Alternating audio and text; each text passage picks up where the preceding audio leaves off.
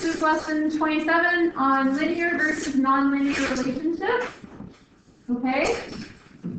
Has anyone talked about linear relationships in grade 7 or 8? Oh, you guys didn't get one? No? Okay. So this is new for everybody, which is fine. It'll be fine. Everybody got one? All right. So we're learning how to fill in a table of values. Has anyone seen a table of values before? A table that has numbers in it? 2 columns? Yes? Okay, good. Plotting points.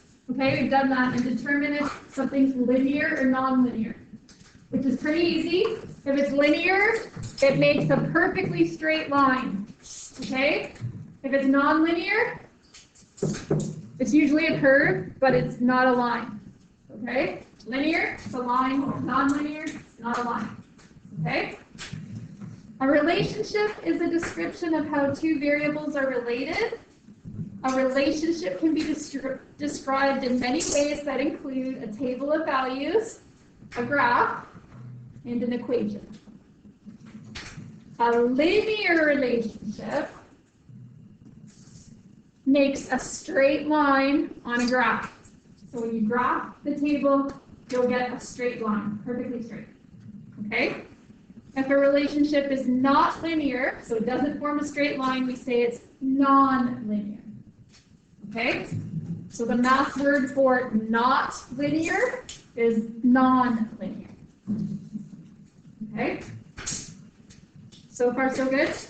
So example, is the relationship between the total number of squares and the figure number linear or nonlinear? Justify your answer. So if you see our table here, the first column is going to represent our x-axis, our horizontal axis. Oops.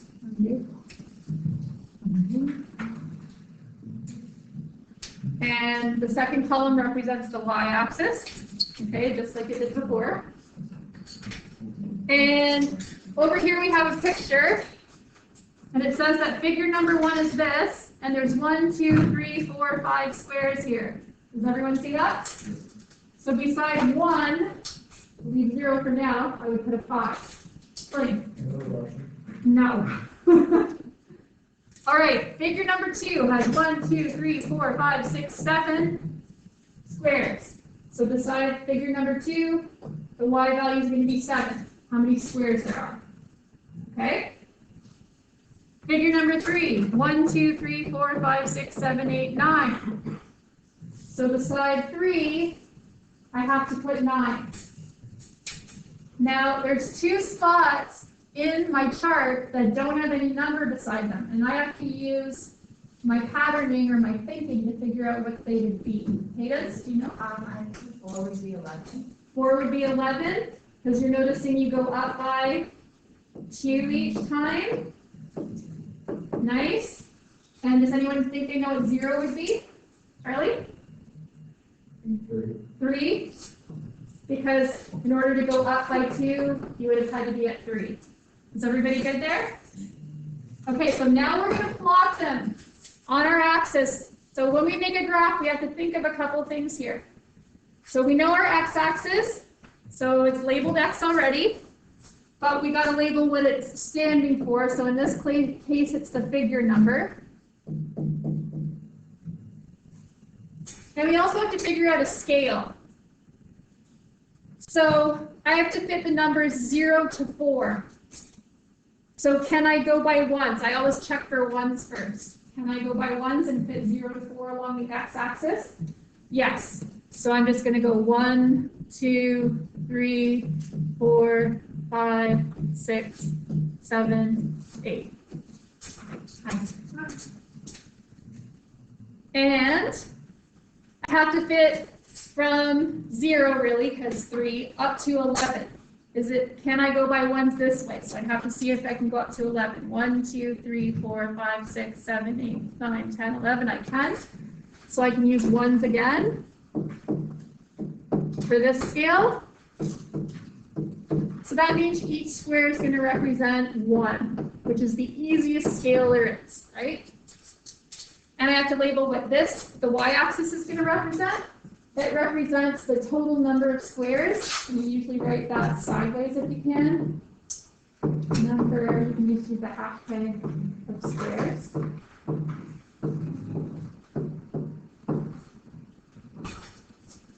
And there's a very specific way you make a title for a graph, and you learn this in math, but you use it in science. It's always vertical, whatever's on the vertical axis, and then a versus whatever on the horizontal axis. So for us in this case, the vertical axis is the total number of squares, so the title is going to be total squares versus, and then what's on the x-axis? Figure number versus figure number. So whenever you're making a title for your graph, it's always y versus x. Y versus x. Okay? Use that in science, you use it in geography, use it in every time you have to give your graph a title. Vertical versus horizontal. So now we've put a scale on both axes, we've labeled both axes, we've given our graph a title, now we plot the points. So the first point has an x of 0 and a y of 3. So it means it corresponds to that point. So where do you think 0, 3 is going to go on this graph, which only shows quadrant 1, where everything's positive? Yeah? Yes, right on the y-axis at 3. And the next point is 1, 5. The x value is 1 and the y value is 5. So from 0, write 1 up to 5. Does that make sense to everybody? William? Plot these points here?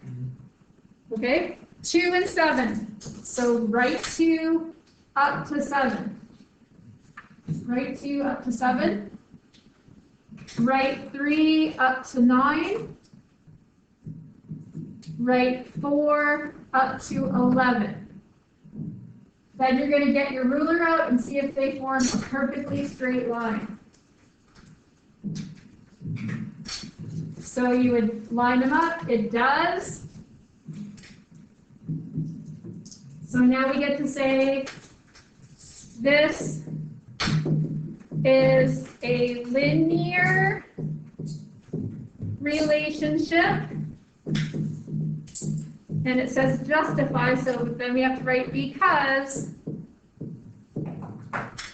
it forms a straight line.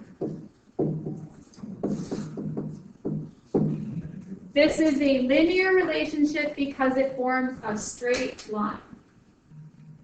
Okay, so when it says justify, you need a because. All right, and then your sentence is going to say it's a straight line. They can see it on the graph, but your sentence has to have that's the because, that's the line. Okay?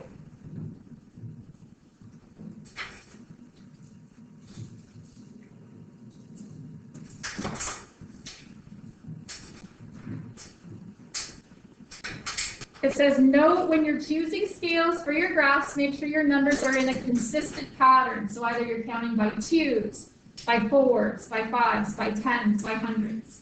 Okay, it's got to be consistent. You can't have, like, go counting by 5s and then all of a sudden start counting by 10s partway up your axis. You can't do that. Okay, that's probably one of the biggest mistakes you make, grade 9. All right, next one. Kennedy rents a hall for an annual award ceremony. The following table of values is in the flyer for Hummingbird Hall. Is the relationship between the total cost and the number of guests linear or non-linear? Justify your answer.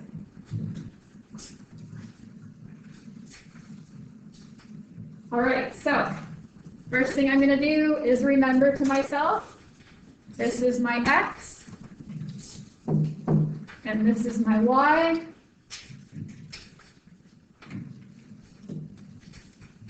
And then I'm going to label my axes accordingly.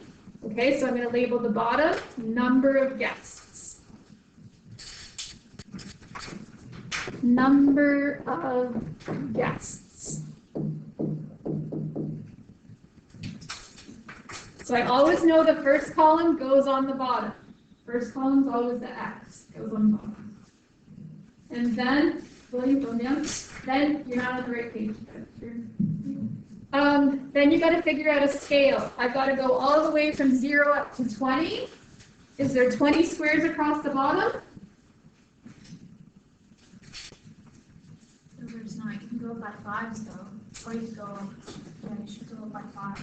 You can go up by 5s, but can I go up by 5s like every 2 squares is 5? Is that okay to do? And what would be the reason to do that? Your graph is spaced out better. You'll learn a lot about that, how they want your graphs to look nice in geography and science. Okay, so we practice that in math as well.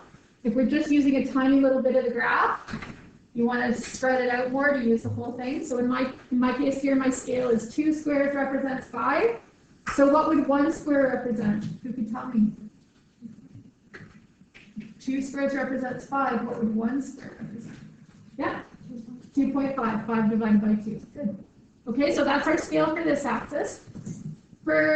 Now we got to label this axis, our y-axis, total cost. And if they put units there in dollars. You do that a lot in science. You do like density graphs.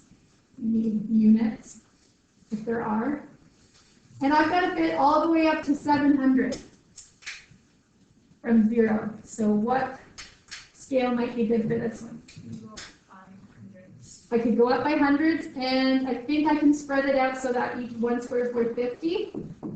So every 2 squares is 100. Every 2 squares starting at 0, so make sure you put 2 gaps before your 100. 300, 400, 500, 600, 700. Tutors, make sure your partner has a consistent scale, because that's where, if you don't have a consistent scale, you'll plot the points and they should be in a straight line, but they don't line up in a straight line because you don't have a consistent scale. Okay?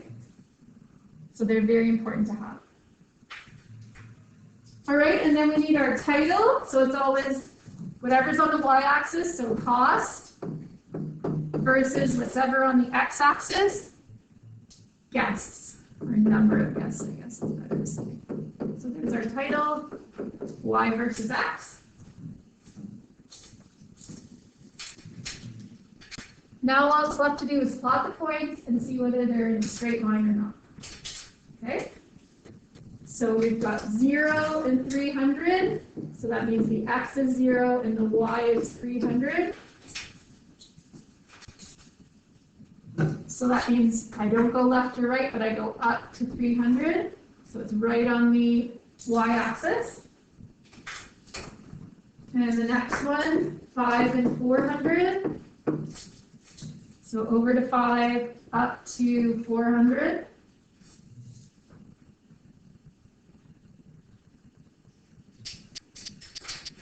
Then 10 and 500.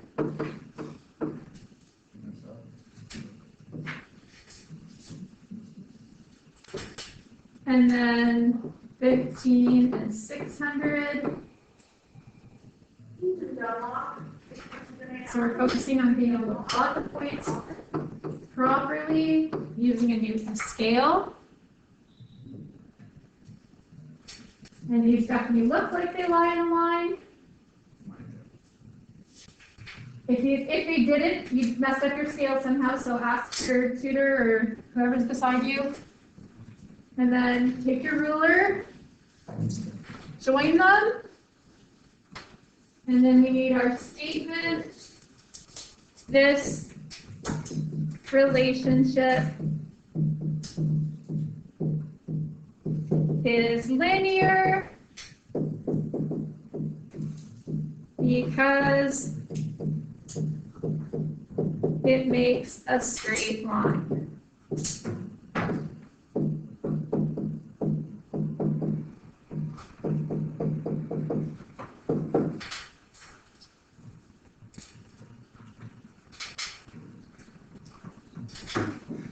So label your axes, put on the scale, plot the points, see if you can use a ruler to join. Then you're safe. Okay?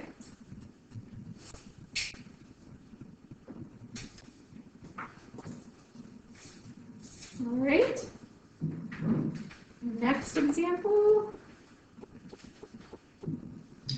Is the relationship between the total number of squares and the figure number linear or nonlinear? Justify your reasoning. Okay, so we'll just stay here where the shapes are right now. So I'm given some pictures, and y is total number of squares. They give us the x's. So x being 1, there's 1, 2, 3, 7, 8, 9, 10 squares. For figure number 2,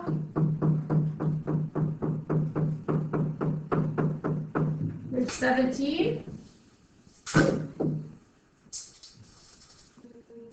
For figure number 3, there's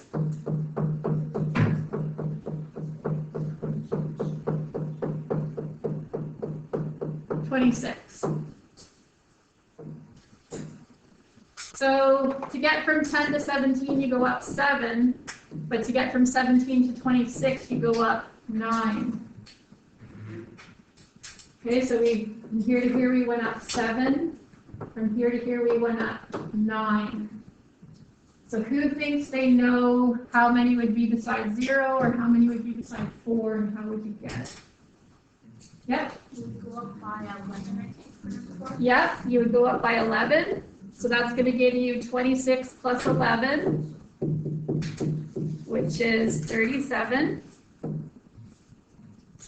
How do you think we would get 0?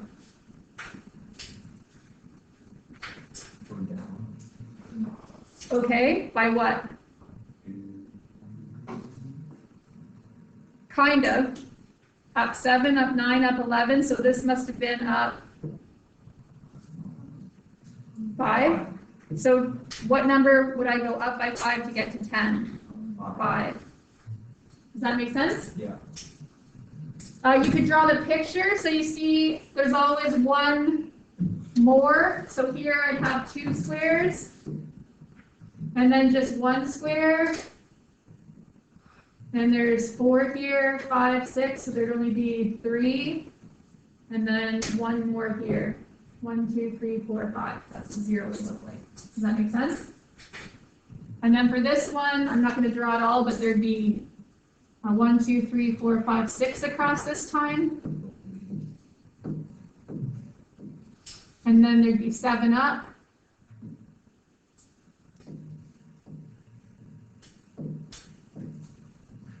One, 2, 3, 4, 5, 6, 7, and it would end up being 37 if you fill all that in. Okay? So you can draw the pictures, or you can figure out the number pattern, whatever way you do it. And now we've got to make our graph. So this is our x-axis. And this is our y-axis. So along the bottom, I'm going to write figure number.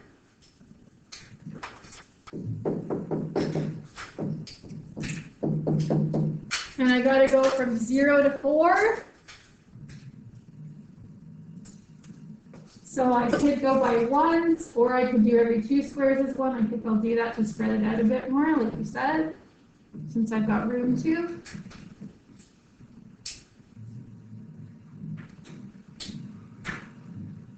And my other side is total number of squares.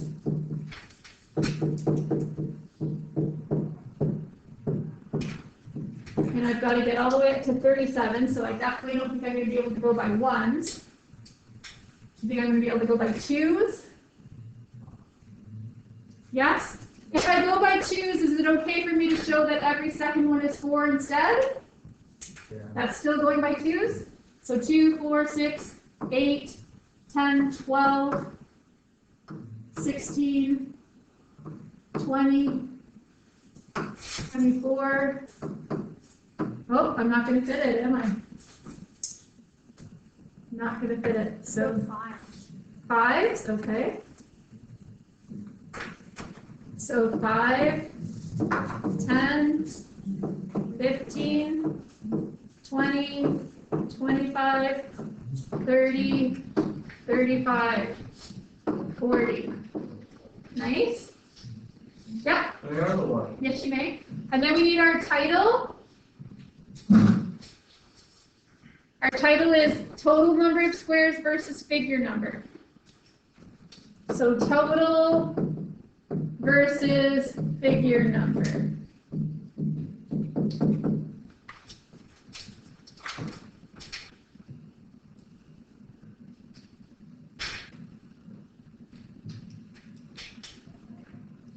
Now I'm going to have a tiny bit more trouble plotting these because of my scale, but we're going to really think this through the best we can. So 0 and 5 should be easy for us. So over 0 is just staying on the y-axis, up 5, so that's an easy one. 1 and 10 is also easy. 2 and 17. That one's harder, isn't it? So if 2 squares is 5, how much is 1 square worth? So this is 2.5, half of 5. And then this would be 7.5. This would be 12.5. This would be 17.5. Okay, so you add 2.5 going up. So if that's 17.5, where is just plain 17 going to be? Just under it. Nice. So just under there. Okay. And then 3 and 26. So we know this is going to be 27.5. 26 is going to be kind of 1 above 25 there.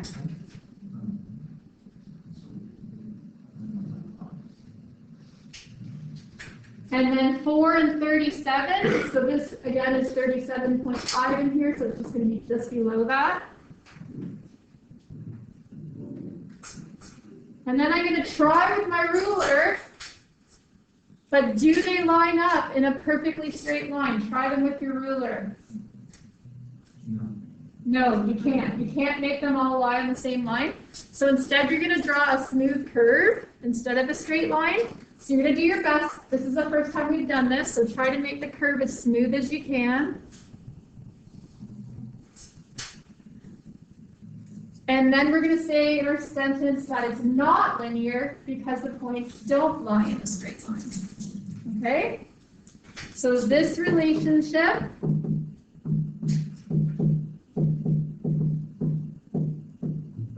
is, and what's the math way of saying not linear? Non-linear, good. Non-linear because, it says justify, so you always need a because the points, or you can just say because the graph is not a straight line. Make sure you have that word not. So that connects to the person that you understand that we've got a table, we made a graph, and then we looked at it, did not follow a straight line, so we said it was non-linear. Okay? And look at all the steps we had to do to get there. We had to fill in our table of values, and we had to use thinking to get that pattern there. Okay? Then we had to label our axes, figure out a scale that worked for each axis, plot our points, and we had in-between values, so we couldn't really plot them perfectly, but we did the best we could. Then we had to see if they followed a straight line, and then when they didn't, we had to make a smooth curve, and then do our sentence. Okay?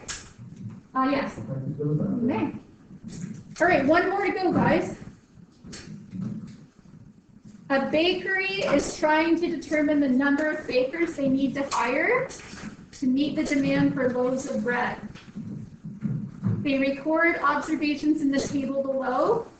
Is the relationship between the number of loaves baked and and the number of acres linear and nonlinear, justify your answer.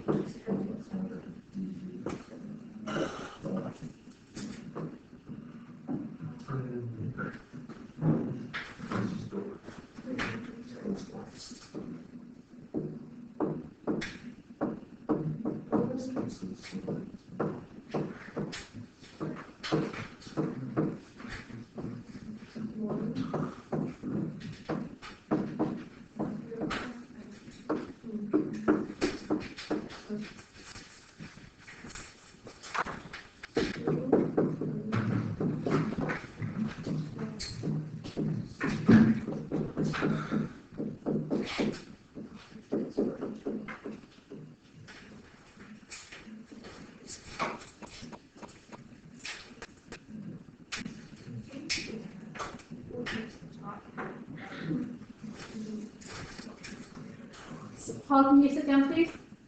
Yeah. Do you know what you're doing? Yeah.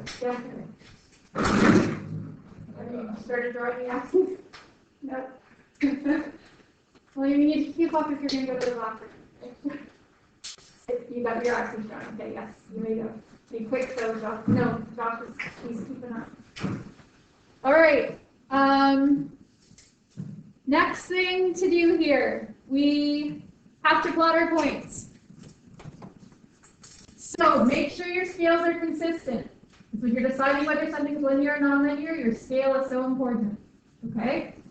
So 0, 0 is right down here. 1 and 400. 2 and 700. 3 and 900. 4 and 1,000. 5 and 1,050. So this is 1,100. So 1,050 is going to be halfway. Is that a straight line? No, it's definitely a curve. Okay? And you can see here, we go up by 400, then we go up by 300, then we go up by 200. We're not going up by the same amount each time. And then we're only going up by 50. So that's a good clue that it's going to be nonlinear as well. Okay, we don't do the same amount each time. So there, this relationship is nonlinear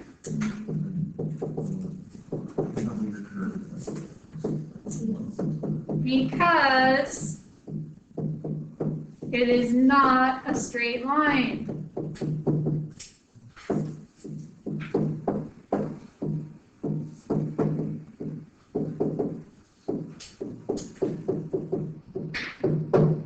This relationship is nonlinear because it's not a straight line. So all that justify, you always need a because example. Right? So that's the basics of how to know whether something's linear or nonlinear. So you can work on the practice. When you feel confident, there's an EDSB quiz that I'm sure Ms. Martin's probably posting shortly. Okay?